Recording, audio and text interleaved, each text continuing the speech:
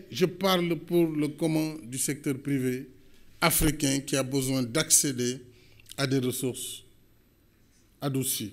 Je pense que le forum Chine-Afrique, investir en Afrique, en relation avec la Banque mondiale, devrait apporter, en tout cas, ou lever un coin du voile sur le financement, l'accès au financement par le secteur privé africain.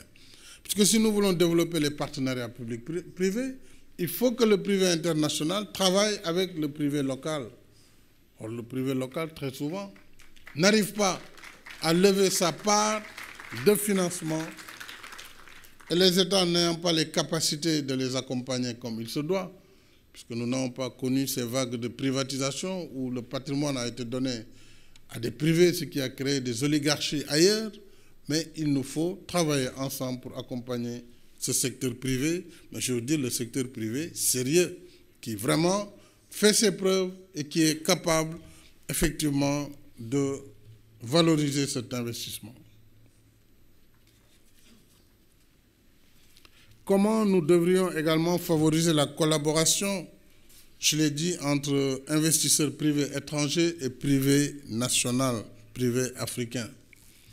Je souhaite que vous abordiez ces thématiques d'actualité pour nos pays quand vous discuterez des sujets de votre ordre du jour qui portent essentiellement sur l'agriculture et l'agroalimentaire, l'énergie, l'éducation, les TIC, l'impôt, même si souvent les hommes d'affaires n'aiment pas qu'on parle d'impôt, il faudra bien en parler, la fiscalité, parce que si le partenariat doit être partagé aussi, il faut que l'activité génère quelques bénéfices pour le pays, ce qui permettra d'investir en retour sur l'infrastructure, sur la sécurité, et donc créer les conditions favorables du développement de l'investissement privé.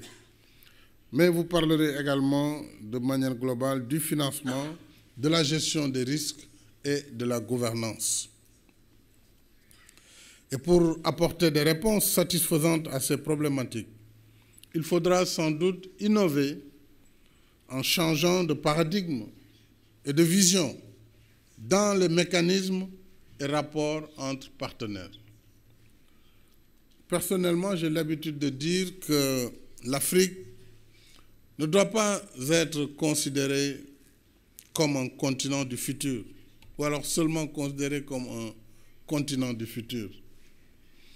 Croire à un futur radieux dans un monde où il faut se battre chaque jour pour avoir sa place au soleil, alors c'est comme accepter un chèque sans provision.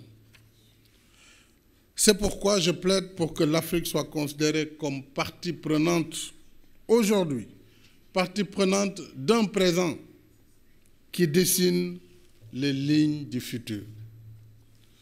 Le temps de l'Afrique, ce n'est pas demain. Le temps de l'Afrique, c'est maintenant.